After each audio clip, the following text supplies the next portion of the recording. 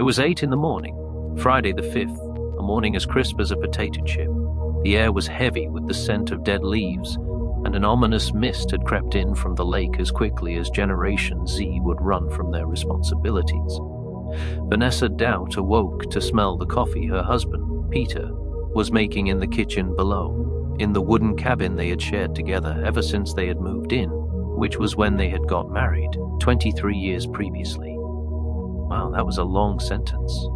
Their home was at the edge of a valley surrounded by pine trees, and which gently sloped towards a crystal-clear lake. Double espresso with nutmeg, crushed walnuts, almond milk, and a dash of cranberry juice was what kicked Vanessa into high gear each morning. On this particular morning, however, Vanessa was in a hurry. She needed to drive into town to collect the necessary tins of varnish required to complete the job she had started on a 60-foot catamaran, owned by the mayor of Vanité. But she would never arrive at the mayor's house. Vanessa would become the varnisher who vanished, vexing the village of Vanité of Vermont. Welcome to It's a Podcast that aims to serve up parody, clothed in mystery, wrapped in a blanket of frivolity, and served in an AI bun. Oh, how yummy. And I know that sounded sarcastic, which of course isn't selling it, so let's pretend I didn't say that. So grab your chocolate milk, oat cookies, and have your tongue placed firmly in your cheek, and we will begin. But please, I beg you, eat your cookies first before you fix your tongue in one place. I will not be responsible for anyone choking while listening. By the way, I am your host, Robert Wells. Welcome. At 6 p.m. on the same day, Vanessa's husband, Peter Dowt, arrived home after a long and exhausting day at the clinic, where he worked in nearby Maple City. Vanessa was not yet home, but this did not strike Peter as unusual. She often varnished late into the night, the hours ticking rapidly away while she labored at applying one more layer of the viscous resin. Peter himself labored at making a Tibetan chicken stew, a dish he and Vanessa frequently made because its prime ingredient was snow, and there was often plenty of it, especially at this time of the year. Sources of chicken were not so readily available in this region due to the foxes, so the meal would sometimes be a Tibetan fox stew. It's at this point I feel I should have positioned a trigger warning earlier on for those who are vegetarian. Anyhow, after checking the cupboards, outdoors, and refrigerator, Peter realized he only had enough available for a Tibetan vegan stew. Are you vegetarians happy now? As time wore on, the stew began to boil dry, and Peter couldn't help thinking that something bad had happened to his wife. We only have his word that he felt something bad had happened because nobody else was with him to verify his feelings. He picked up the receiver of his push-button telephone and tapped the number 9 3 times before realizing that this podcast setting is Vermont in the United States. So he hung up and then tried again, tapping the 9 key once, followed by the 1 key twice. After what seemed like an eternity, but was in actual fact a mere 10 rings, the operator responded. "What is the nature of your emergency?" she asked in a sultry tone, and, well, maybe not those exact words. Peter replied that the nature was of the missing person variety, namely, his wife. Thereafter, he provided a full description. She was last seen wearing a red raincoat, knee-high boots, and was carrying a large holdall.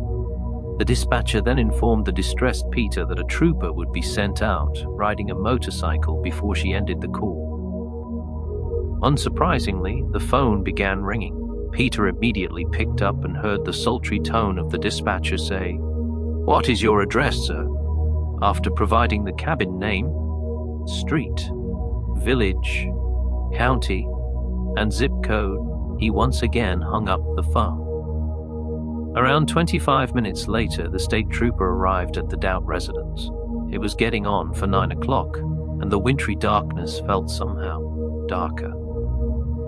Peter invited the law enforcement officer into the warmth of his humble abode. The trooper stepped inside and removed his Ray-Bans. "Did you call in a missing person, sir?" he asked, while twirling his handlebar mustache. "Yes," replied Peter curtly. "My wife. Don't get your mustache in a twist," the trooper responded. Peter, a clean-shaven man, became visibly distressed. We have to take the word of the state trooper for that, as he was the only person Peter was visible to at this time. We will now take a short break to address the elephant in the room and mail it back to India. You may have observed with your ears that I kind of sound like someone who has been converted into a Cyberman. If that reference means nothing to you, think. The Borg from the series Star Trek: The Next Generation. Only the Cybermen predate the Borg by a couple of decades. But who's keeping score? If the Borg reference is equally as confusing for you, then I refer you back to thinking of the Cybermen from Doctor Who. Who is what I hear you asking. And if you have to ask that, then this entire break has been pointless. But to labor the pointlessness, I am an AI voice, modeled from my podcast creator's own. He's too scared to allow his own voice to be heard through this medium, apparently. Now that I've been as perfectly transparent as a jellyfish, let's get back to the tale of the vanished varnisher. The state trooper, having finished his mug of cocoa with whipped cream, stood up and thanked Peter for a lovely evening. He wiped the blobs of cream from his stylish mustache and offered Peter his hand. Peter refused, suggesting he had 2 already and that was enough. Again, we only have the word of Peter Dowt that this occurred, but we will take this all at face value. The trooper closed his notebook and put his pen back behind his ear, before donning his sunglasses. "I'll be off then," he said, and departed from the warmth and coziness of the log cabin to embrace the cold night air, and a journey that would take him into the unknown. Peter looked on with admiration and thought to himself, what a trooper. Peter returned to his living space and dialed his wife's cell phone number for the 10th time that day. We only have his word that he did this for the 10th time, as the trooper had now departed into the unknown and could not verify this. The following morning, which began the night before at 12 a.m., Peter was in the shower when the telephone began to ring. Grabbing the nearest towel, he ran downstairs to pick up and was greeted with the strangest of sounds. It was rather like the sound of a dial-up modem in operation. Peter's own model was the recently developed DSL modem technology, so it could not have been coming from within the house. So his ears did not deceive him. He was hearing a dial-up modem in the earpiece. Peter did what came naturally. He said, "Hello?" Then he followed that with, "I'm in the middle of a shower at the moment, so could I call you back?" Not hearing a response, he abruptly terminated the call and ran back upstairs. No sooner had he thrown off the towel and stepped back into the hot, stimulating, and heavily chlorinated spray than there was a heavy knocking sound on his oak door. He tried to ignore it and continue to massage the shampoo into his ash-brown locks, but the knocking became louder and more rapid, and in response, the entire house shook within its fragile timbers, almost crying out for mercy. Peter dried himself, threw on a bathrobe, and ran downstairs to open the front door. He was greeted by a man and a woman in matching business suits. "Mr. Dowt?" said the female. "I'm Detective Mozzarella, and this here is my partner, Detective Gorgonzola. May we step inside?" Peter hesitated and asked for ID, to which in rapid succession both produced their wallet with badge and ID number. Peter responded by stepping to one side and gesturing for them to enter. "Coffee?" Peter asked as he headed for the kitchen. "I'll be heading out to work in half an hour, so this had better be quick." Detective Mozzarella followed Peter into the kitchen, her partner in tow. "Sure, this'll only take a few minutes. And black, no sugar for me." "Gorgonzola?" Her partner just shook his head and then took a bar stool before sitting down on the armchair hidden behind the refrigerator. The air became filled with a loud mechanical sound as Peter ground the beans. Then he ran the water through the beans, through a filter, and added steamed milk, before suddenly realizing his mistake. She said, "black." But the attractive female detective was straight into detection mode. "We'd like to ask you a few questions about your wife." Peter stopped what he was doing and leaned on the breakfast bar, looking deeply into the detective's hazel eyes. "I'm all ears," Peter said. "When did you last see your wife, Vanessa?" she asked. "My name is not Vanessa," Peter replied. He then searched his mind for an answer, biting his top lip until it hurt too much. "But I would like to say, yesterday." Mozzarella replied, "Well, is there anything stopping you, or do you just have another preference? You know, like maybe the day before? Or maybe you're playing us, Mr. Dowt, and you don't even have a wife." Detective Gorgonzola was finishing off a bag of nuts he'd found by his feet, listening quietly in the corner. Mozzarella continued her questioning. "What was your relationship with your so-called wife? Was it amicable, strained like a fine tea, or volatile like gasoline?" Peter stood up and folded his arms defensively. "I resent that," he snapped, while there was an almost quiet crunching going on in the corner. Mozzarella sighed heavily. "Do you know where your wife is, Mr. Dowt?" "Why would I know that? I wouldn't have called for the police yesterday, would I?" Peter was visibly shaking, and of course we only know that because of Detective Mozzarella's testimony in court. "Anyway, here's your coffee," he said and shoved a mug in front of the detective.